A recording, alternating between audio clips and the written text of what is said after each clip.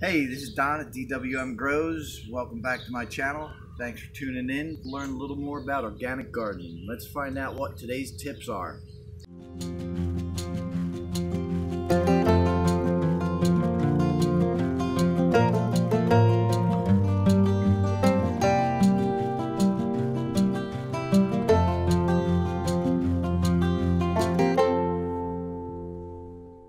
Real quick thing about lettuce. Weather's warm, it's been growing great, but it's going to start folding. And in cool weather, I come in and I'll harvest the exterior leaves around the plant, let the rest of the plant keep growing.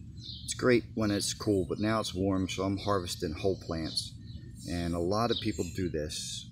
They'll just grab a plant and they'll pull it up like that.